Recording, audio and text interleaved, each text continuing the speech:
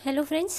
तो ये मेरी एग्रीगेट डिमांड का जो मैंने पार्ट फर्स्ट दिया था, ये सेकंड पार्ट है जिसमें मैं आपको टोटल ये कंसेप्ट आज ख़त्म हो जाएगा। तो आप अपनी 10 ईयर को उठा के जितने क्वेश्चन इस कंसेप्ट से रिलेटेड है कर सकते हैं। क्वेश्चन हमेशा 10 से 7 नंबर, 8 नंबर, 7.5 नंबर के लिए हमेशा क्वेश्चन पूछा जा गया ही गया है।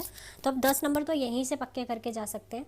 ठीक है, तो ये क्वेश्चन करने से पहले आप मेरा पहला जो इसका पार्ट है वीडियो का वो ज़रूर देखें, ताकि आपको ये पूरा कंसेप्ट ढंग से समझ में आ जाए। ठीक है, क्लियर है। और अगर आपको ये वीडियो अच्छी लगी है तो आप मेरे चैनल को सब्सक्राइब कीजिए और इसे अपने दोस्तों के साथ ज़्यादा से ज़्यादा शेयर करिए। ठीक है, तो मैंने आपको पिछली क्लास में एग्रीगेट डिमांड के ऊपर डिटेल दिया था। तो एग्रीगेट डिमांड का मतलब क्या होता है कि एक इकॉनमी में जितने भी सेक्टर हैं, ऑल सेक्टर मिल के जितने अमाउंट की फाइनल गुड्स एंड सर्विसेज को डिमांड करने की प्लानिंग कर रहे हैं, तो प्लानिंग टू बाय कर रहे हैं, उस अमाउंट को हम कहते हैं एग्रीगेट डिमांड। ठीक है, आपने जब माइक्रो इकोनॉमिक पढ़ा था तो वहाँ भी एक एग्रीगेट डिमांड पढ़ा था। तो वहाँ एग्रीगेट डिमांड का मतलब होता है इकोनॉमी के सारे कंज्यूमर्स मिलके जितना गुड्स खरीदना चाहते हैं किसी एक पर्टिकुलर गुड्स को। और यहाँ एग्रीगेट डिमांड का मतलब है सारे सेक्टर। तो इसमें कंज्यूमर भी आ गया, इसमें प्रोड्यूसर भी आ गया। हमारी जैसे इकोनॉमी 4 सेक्टर की इकोनॉमी है, प्रोड्यूसर, गवर्नमेंट और रेस्ट ऑफ वर्ल्ड, चारों मिलके रेस्ट ऑफ वर्ल्ड, ROW कहते हैं। रेस्ट ऑफ वर्ल्ड जितने भी अमाउंट की, यहाँ एक गुड्स नहीं है, अब जितनी भी फाइनल गुड्स एंड सर्विसेज बनी है उन सब की देखिए क्वांटिटी और तो अलग अलग है, लेकिन हम उन सबको किस में कन्वर्ट कर देंगे, रुपीज़ में, और सबको जोड़ देंगे कि कितने अमाउंट की फाइनल गुड्स एंड सर्विसेज ये सब मिलके प्लानिंग कर रहे हैं बाय करने की। ठीक है, अच्छा, फिर मैंने आपको क्या बताया था कि फाइनल गुड्स एंड सर्विसेज की 2 कैटेगरी होती है। फाइनल गुड्स एंड सर्विसेज किसे कहते हैं, जिसे या तो कंजप्शन के लिए ख़रीदा जाता है कंज्यूमर के थ्रू, या फिर प्रोड्यूसर खरीदता है इन्वेस्टमेंट के लिए। फाइनल गुड्स वो गुड्स होती है जिसे खरीदने वाला सेल नहीं करता, नॉट सेल पर्पज़ के लिए खरीदता है। नॉट सेल पर्पज़ के लिए खरीदता है, इसका मतलब या तो उसे वो कंज्यूम कर लेगा, ठीक है, या फिर उसे इन्वेस्ट कर लेगा, वापस बेचेगा नहीं खरीदने के बाद। ठीक है, तो नॉट सेल पर्पज़ के लिए 2 ही लोग खरीदते हैं। आप मेरी नेशनल इनकम की वीडियो में इसका टॉपिक है, आप उसे पहले रीड कर लीजिए, फिर आप इसको समझेंगे ना तो आपको ज़्यादा जल्दी समझ आ जाएगा। तो कंजप्शन या इन्वेस्टमेंट के लिए, तो कंजप्शन को C वर्ड से डिनोट करते हैं और इन्वेस्टमेंट को I से, C और I। तो अभी मैं आपको कंजप्शन के बारे में यहाँ डिटेल दे रही हूँ क्योंकि आपके न्यूमेरिकल्स में ज़्यादातर कंजप्शन की ही थ्योरी या कंजप्शन के क्वेश्चन आए। तो मैंने आपको ये भी बता दिया था कि कंजप्शन जो है वो 2 टाइप का होता है। जब आपने नौकरी ज्वाइन की थी, एग्जाम्पल पिछली क्लास का मैं ले रही हूँ, जब आपने नौकरी ज्वाइन की थी तो आपको पहले दिन से लेके आपको 30 दिन तक काम करना पड़ेगा। बेटा 30 दिन तक काम करेंगे तो 30 दिन खाली पेट तो नहीं रहेंगे ना। ठीक है, तो आप क्या करेंगे, आप उस दौरान भी कंजप्शन करेंगे। तो जब आपके पास पैसा नहीं था, आपकी इनकम नहीं आई थी आपकी जॉब से, तो आपने उस दौरान भी कंजप्शन किया। उस कंजप्शन को कहते हैं ऑटोनॉमस कंजप्शन।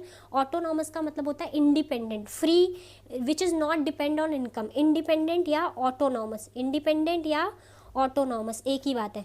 तो कंजप्शन के 2 टाइप होते हैं। एक, जब आपके पास पैसा नहीं था तो आपने अपनी सेविंग्स को यूज़ किया, उधार मांगा, वो खाया, तो वो कंजप्शन जो इनकम से परे है, इनकम पे डिपेंड नहीं करता, उसे ऑटोनॉमस कहते हैं।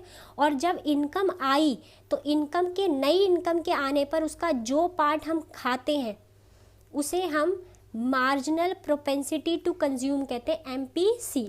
ठीक है, जैसे जब मेरे पास पैसा नहीं था तो मैंने 500 रुपये खाए, फिर मेरे को इनकम 2000 की इनकम हुई जिसका मैंने 50% और कंज्यूम कर लिया। तो इस महीने में मैंने 50% का मतलब 0.5, तो इस महीने में मैंने 500 प्लस 2000 की इनकम का आधा खाया। इसका मतलब टोटल मैंने जो कंजप्शन किया है इस महीने का वो कितना है बेटा, 1500।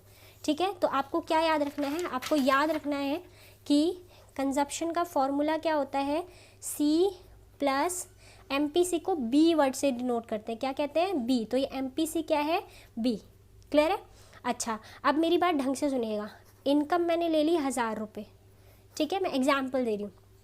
इनकम 1000, अच्छा एक सेकेंड, इनकम 0 ली, मैंने कंजप्शन किया 500 रुपये।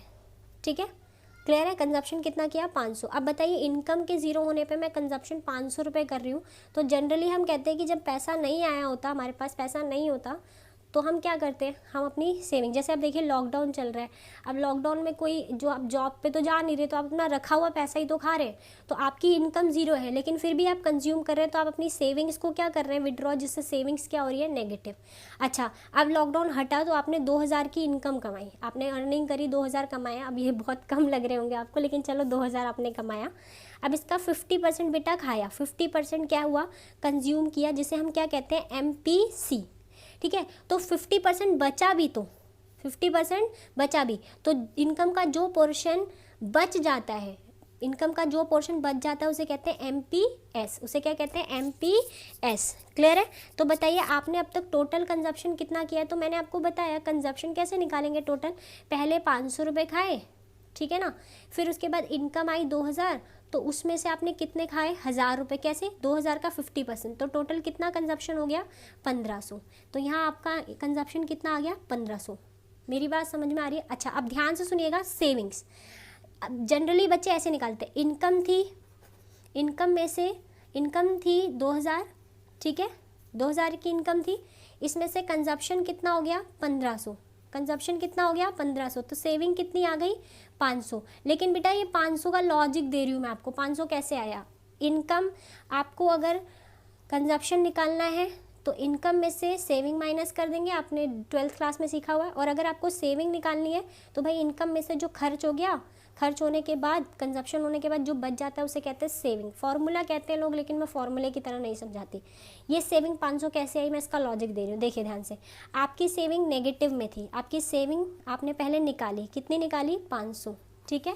उसके बाद आपकी इनकम कितनी आई बेटा, 2000, उस 2000 में से आपने कितना अकाउंट में डाला, देखो पहले 500 रुपये निकाले अकाउंट से, फिर 2000 की इनकम आई तो उसमें से 1000 रुपये अकाउंट में डाल दिए, तो -500 आपके अकाउंट में हो चुके थे। जब आप 1000 रुपये बैंक वालों को देंगे तो बैंक वाले क्या कहेंगे, आपके पास 1500 रुपये, नहीं ना, कहेंगे भाई 500 तुम निकाल चुके हो, 1000 डाल रहे हो, इसका मतलब आपके पास नेट कितने बचे, 500, -500 प्लस 1000, तो टोटल कितने बचे, 500। आपने गुल्लक से 500 रुपये निकाले, सॉरी, गुल्लक से आपने 500 रुपये निकाले, और उसके बाद आपने उसमें 1000 रुपये डाले, तो आप क्या कहेंगे, 500 निकाल लिए थे, 1000 डाले, इसका मतलब नेट कितने आपके पास सेविंग बची है, 500।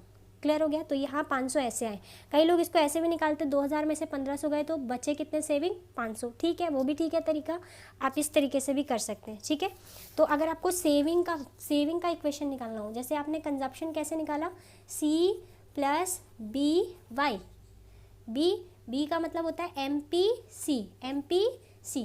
अच्छा, तो MPS किसे कहते हैं, आपने ये 12th में पढ़ा होगा। MPS का मतलब होता है, ढंग से सुनिए, ये फॉर्मूला समझ लीजिए, 1 इनकम मानते हैं, इस इनकम में से MPC माइनस कर देते हैं, तो क्या बचता है, MPS, ठीक है। तो कैसे निकालेंगे, MPS = 1 और MPC को हम क्या कहते हैं, B, तो ये ऐसे फॉर्मूला बन जाता है। क्लियर है। अब हमें सेविंग निकालनी है, तो सेविंग कैसे निकालेंगे, हमारा ये जो कंजप्शन है ये नेगेटिव हो जाएगा, क्योंकि जितना कंजप्शन जितना आप खाते हैं उतना ही आप सेविंग से क्या करते हैं, निकालते हैं। तो जो कंजप्शन प्लस में है वो सेविंग की नेगेटिव, सेविंग से माइनस हो जाता है, प्लस उसके बाद जब इनकम आ गई, ठीक है, तो इनकम में से इनकम का जो पोर्शन आप सेविंग में डालते हैं उसे कहते हैं 1 - B। 1 - B का मतलब क्या हुआ बेटा, MPS। तो आप इसको ऐसे भी लिख सकते हैं, कैसे लिखेंगे, S = -C बार प्लस MPS × Y। कोई दिक्कत नहीं है, आप एग्ज़ाम में इस तरीके से भी लिख सकते हैं, ठीक है। अब मैं आपको एग्जामिनेशन का क्वेश्चन बताती हूँ जो एग्ज़ाम में आता है, ठीक है। देखिए, अब क्वेश्चन आता है आपका इकोनॉमी में AD। आप सबको पता है AD क्या होता है, इकोनॉमी में जितने भी फाइनल गुड्स एंड सर्विसेज मिलके लोग खरीदने की प्लानिंग कर रहे हैं, सारे सेक्टर उसे कहते हैं AD, ठीक है, यानी कि कितना खरीदने वाले हैं। तो इकॉनमी में ना एक वर्ड आता है इक्विलिब्रियम। इक्विलिब्रियम क्या होता है, एक इकॉनमी में कितना सामान बनना चाहिए, कितनी डिमांड होनी चाहिए, तो हम कहते हैं कि इकॉनमी में उतनी ही डिमांड होनी चाहिए या इकॉनमी में उतना सामान बनना चाहिए। एग्रीगेट सप्लाई, एग्रीगेट सप्लाई का मतलब होता है कितनी फाइनल गुड्स बन रही है, फाइनल गुड्स का प्रोडक्शन, फाइनल गुड्स का प्रोडक्शन। नेशनल इनकम भी बोलते हैं इसको। एक इकॉनमी में जितनी अमाउंट की final goods and services produce होती है उसे कहते हैं एग्रीगेट सप्लाई। सप्लाई मतलब प्रोडक्शन, ठीक है। तो कितना बनेगा, बनने की प्लानिंग एग्रीगेट सप्लाई, और कितना खरीदने की प्लानिंग एग्रीगेट डिमांड। आपको ऐसे याद रखना है, एग्रीगेट सप्लाई मतलब कितना बनना चाहिए सामान, कितना बनने की प्लानिंग हो रही है, और एग्रीगेट डिमांड का मतलब कितना खरीदने की प्लानिंग, यानी कि टू प्रोड्यूस की प्लानिंग, टू प्रोड्यूस, और यहाँ टू बाय, टू बाय। तो हम कहते हैं कि एक इकॉनमी में इक्विलिब्रियम कब होता है, इक्विलिब्रियम का मतलब होता है कि इकॉनमी की कितनी नेशनल इनकम कितनी होनी चाहिए, इनकम कितनी होनी चाहिए, मतलब aggregate supply. National income and aggregate supply एक ही होता है, क्योंकि याद करो, आप मेरी वीडियो देख सकते हो, उसमें मैंने आपको domestic income and national income का कंसेप्ट बताया। तो एग्रीगेट सप्लाई का मीनिंग भी वही होता है कि एक कंट्री में जितनी अमाउंट की फाइनल गुड्स एंड सर्विसेज बनने वाली हैं उसे एग्रीगेट सप्लाई कहते हैं। और उसी वही डेफिनेशन नेशनल इनकम की भी होती है। इसीलिए एक कंट्री में एएस और वाई एक दूसरे के क्या होते हैं, बराबर। आप लिख लीजिएगा AS equal to y. Clear है। तो एक इकॉनमी में इक्विलिब्रियम का मतलब एक इकॉनमी में कितना एएस, कितना प्रोडक्शन होना चाहिए, सीधी सीधी बात है, कितना प्रोडक्शन होना चाहिए जितनी डिमांड है। ठीक है, ना तो ओवर बनना चाहिए ना अंडर बनना चाहिए। तो aggregate supply equal to aggregate demand, इसे कहते हैं इक्विलिब्रियम लेवल। इसे क्या कहते हैं, equilibrium level, equilibrium level of national income या equilibrium of the economy, national income. ठीक है, क्लियर है। अच्छा, एएस को क्या कहते हैं, वाई। ठीक है, और एडी बेटा, एडी के भी टुकड़े होते हैं। मैंने क्या बोला, एडी में क्या क्या जुड़ता है, आप मेरा फर्स्ट वीडियो देखेंगे तो अगर एडी टू सेक्टर, अगर इकॉनमी में दो ही सेक्टर है तो एडी क्या होता है, कंट्री के सारे सेक्टर मिलके जितनी डिमांड करें। अगर दो सेक्टर हैं, दो सेक्टर में कंज्यूमर और प्रोड्यूसर है तो एडी का फॉर्मूला क्या होगा, सी प्लस आई। और अगर क्वेश्चन ये टू सेक्टर के लिए, आप इसे नोट करिएगा, टू सेक्टर के लिए। और अगर एडी में, अगर हमारी इकोनॉमी में तीन सेक्टर है तो एडी का मतलब होना चाहिए हमारी इकोनॉमी में कितने लोग मिलकर डिमांड करेंगे, तीन लोग, सी प्लस आई, कंज्यूमर, प्रोड्यूसर और गवर्नमेंट। तो ये थ्री सेक्टर के लिए है। ठीक है, और अगर इकोनॉमी में चार सेक्टर है तो डिमांड में कितने लोगों का हिस्सा जुड़ेगा, चार लोगों का, सी प्लस आई प्लस जी, और बाहर एक चौथा सेक्टर होता है रेस्ट ऑफ वर्ल्ड। तो ये फोर सेक्टर, हमारे जो सेकेंड ईयर के क्वेश्चंस हैं वो फोर सेक्टर पे ही हैं। ठीक है, अब हम एक क्वेश्चन करते हैं। देखिए सिंपल सा क्वेश्चन है, मैं आपके एग्जामिनेशन का क्वेश्चन आपको बता देती हूँ। ये रहा क्वेश्चन, आप देख सकते हैं 10 मार्क्स का क्वेश्चन है। ठीक है, क्वेश्चन क्या बोला है, giving the following information about the economy, economy की कुछ इन्फॉर्मेशन दी है। देखिए कंजप्शन फंक्शन दिया है, कंजप्शन फंक्शन 1200। ठीक है, 1200, तो इसका मतलब ये क्या हुआ बेटा, ये सी बार हो गया। मैं क्वेश्चन नोट कर रही हूँ, देखिए ध्यान से क्या लिखा हुआ है। मैं सीधा सीधा सिर्फ क्वेश्चन दिखा रही हूँ आपको, ये देखिए। ठीक है, तो आपको क्वेश्चन में सी दिया हुआ है, सी में क्या दिया हुआ है, 1200 प्लस 0.5। आप सिर्फ इसको देखिए, तो ये क्या है, सी बार, सी बार, और ये क्या है, MPC। इसको ऐसे ही लिखेगा MPC। आगे आपको ना यहाँ थोड़ा डिटेल दिया जाता है। वाई, हम वहाँ सिर्फ वाई लिखते थे, लेकिन आप क्योंकि सेकेंड ईयर के स्टूडेंट्स हैं तो हम थोड़ा सा देखिए, इनकम में से सारी इनकम मिलते ही तुरंत वो कंज्यूम नहीं करता। इनकम में से कुछ हिस्सा टैक्स देने के बाद, इनकम में से डिस्पोजेबल इनकम बोलते हैं इसे, डिस्पोजेबल इनकम। इनकम में से पहले टैक्स जाता है, उसके बाद आप अपना कंजप्शन कर सकते हैं। जैसे नौकरी पे आप जा रहे हैं तो आपका अमाउंट जैसे कुछ कट जाता है, टैक्स कट जाता है, सैलरी से पहले टैक्स कटता है, आपका एम्प्लॉयर भरेगा, और फिर जो नेट सैलरी होती है उसको आपके हाथ में देगा, उसका आप कंजप्शन करेंगे। तो ये वाई माइनस टी दिया हुआ है आपको, दोनों की वाई गायब होगा, वाई निकालना है, यहाँ टी दिया होगा। ठीक है, इसके बाद आपको क्वेश्चन में क्या दिया है, टैक्स दिया है। कितना टैक्स दिया है, 800। उसके बाद आपको ऑटोनॉमस इन्वेस्टमेंट, ऑटोनॉमस इन्वेस्टमेंट बोले बात एक ही है, 400 दिया। देखिए तीन सेक्टर आपको, कंज्यूमर मिल गया, प्रोड्यूसर मिल गया। ठीक है, अच्छा गवर्नमेंट का एक्सपेंडिचर दिया है 2400। कितना दिया है, 2400। अच्छा, यहाँ पर आपको रेस्ट ऑफ वर्ल्ड नहीं दिया, मतलब ये तीन सेक्टर की इकोनॉमी है। अब बोल रहा है determine the equilibrium of GDP, GDP मतलब नेशनल इनकम निकालनी है, determine the equilibrium of national income. तो आप लिखेंगे, सोल्यूशन कैसे करेंगे एग्जामिनेशन में, सारी चीज़ें लिखने के बाद, सारी चीज़ें लिखने के बाद आप क्या लिखेंगे, देखिए ध्यान से। अभी आपको ये क्वेश्चन इसी तरीके से देखना है, ये सारी चीज़ें इन्फॉर्मेशन दी थी, तो आपको बोल रहा है इक्विलिब्रियम, तो आप लिखेंगे, ये सारी लिखने के बाद लिखेंगे इक्विलिब्रियम। इक्विलिब्रियम किस चीज़ का, इक्विलिब्रियम ऑफ जीडीपी, जीडीपी लिखेंगे। कैसे होता है, व्हेन वाई इक्वल टू, आप सीधा लिख सकते हैं एडी। अब यहाँ तीन सेक्टर है तो तीन सेक्टर के लिए एडी, एडी कैसे होता है, AD equal to C plus I plus G, C plus I plus G. Clear है, चलिए Y equal to C, C plus I plus G, सबकी वैल्यू पुटअप कर दीजिए, वाई की वैल्यू निकल जाएगी आपकी। y इक्वल टू सी की वैल्यू कितनी है, 1200 प्लस 0.5 सी लिख रही हूँ मैं, वाई माइनस टी। अभी टी की वैल्यू मत पुटअप करिए। आई की वैल्यू कितनी है बेटा 400 और जी की वैल्यू कितनी है 2400। मैंने सिर्फ देखिए मैंने क्या क्या लिखा, मैंने सी लिखा, मैंने आई लिखा, मैंने जी लिखा। अभी ये टेक्स रह गया है तो टेक्स को कहाँ यूज़ करेंगे, टेक्स को यूज़ करेंगे यहाँ पर। कर दीजिए, देखिए y equal to 1200 plus 0.5, y तो निकालना है कितना इनकम होना चाहिए, टी का वैल्यू कितना है 800 प्लस 400, इसको डायरेक्ट जोड़ दें 2800।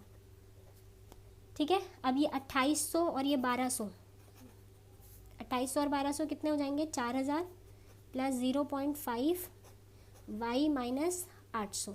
क्लियर है? ठीक है, अब आप इसको सॉल्व करिए। इसको सॉल्व कैसे करेंगे, देखिए y इक्वल टू, अब ये 4000 को ऐसे ही रहने दीजिए, 4000 प्लस ये इससे भी मल्टीप्लाई करेगा, इससे भी मल्टीप्लाई करेगा, तो ये बन जाएगा 0.5 और ये 0.5 800 से इंटू करेगा तो ये 400 हो जाएगा ना, आधा। 0.5 इंटू 800 का मतलब होता है 800 का आधा, 400। ठीक है, ये प्लस और ये सॉरी ये माइनस और ये प्लस कितना हो जाएगा 3600 और ये 0.5 वाई और वहाँ क्या है वाई। मैं देखिए डिटेल में करवा रही हूँ, आप शॉर्टकट भी इसमें एक दो स्टेप खा भी सकते हैं। वाई और ये प्लस कर रहा है, इधर आके क्या करेगा माइनस और वहाँ क्या रह जाएगा 3600। तो एक वाई में से आधा वाई जाएगा तो कितना बचेगा हाफ वाई, ये 1 वाई होता है, कुछ नहीं लिखा होता। तो 3600 वाई की वैल्यू निकाल लेते हैं। वाई यहाँ गुना कर रहा है, इधर जाके क्या करेगा भाग, तो यहाँ लगा दिया आपने 0, एक पॉइंट लगा कर अब काट दीजिए तो 7200। वाई की वैल्यू कितनी आ गई 7200। अब आपको मैं आंसर दिखा देती हूँ, देखिए बेटा आंसर कितना है 7200। ठीक है, 7200 करोड़। अच्छा, इसके बाद सेकंड चीज़ क्या बोली थी, सेकंड चीज़ इसमें 10 नंबर का क्वेश्चन है, ड्राइव द सेविंग फंक्शन, मतलब आपको सेविंग भी निकालनी है। And find out the level of saving in the economy, मतलब आपको सेविंग फंक्शन बनाना है, कंजप्शन से सेविंग फंक्शन बन जाएगा। बड़ा आसान है। कैसे मैंने बताया था, मैंने कहा था सी कैसे बनता है, जो सी होता है पहले सी लिख दीजिए। ठीक है, चलिए तो सेविंग फंक्शन भी बन जाएगा। सेविंग बिल्कुल इसका ये जो प्लस होता है ये सेविंग से निकालते हैं। ठीक है, इसके बाद जितना इनकम का एक में से ये MPS होता है सेविंग, सॉरी चलिए सेविंग फंक्शन आप पूरा लिख लो।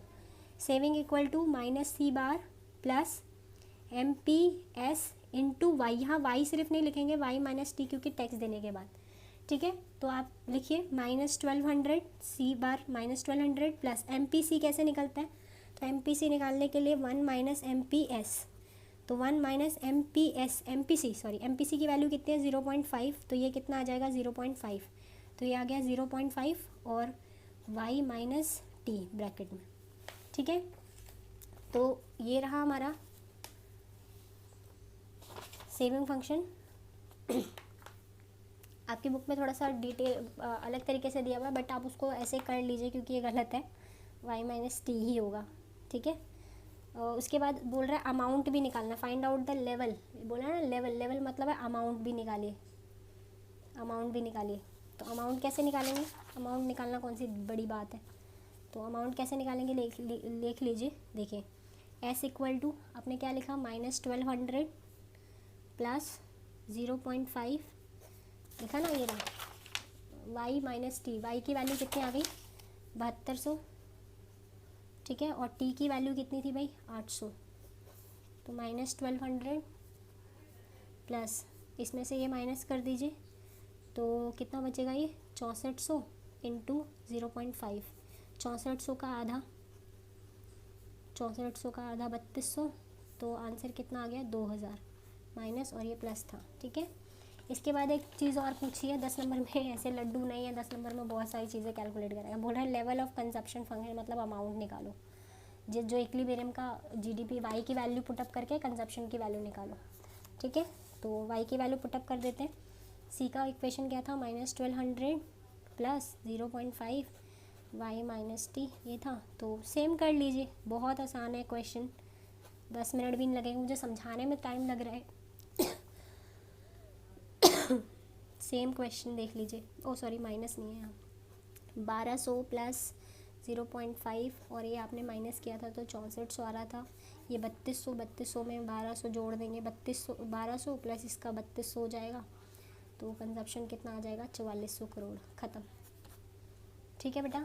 अच्छा, ये हो गया ख़त्म। नेक्स्ट क्लास में मैं आपको मल्टीप्लायर का एक छोटा सा कंसेप्ट है वो बताऊंगी। आप 10 ईयर के क्वेश्चन उठाइए, सारे क्वेश्चन सॉल्व करिए, कम से कम आप 6-7 क्वेश्चन सॉल्व कर लीजिए ताकि आपका ये हाथ में आ जाए क्वेश्चन और आप 10 के 10 मार्क्स ले सको। ठीक है, चलिए, thank you for watching my video.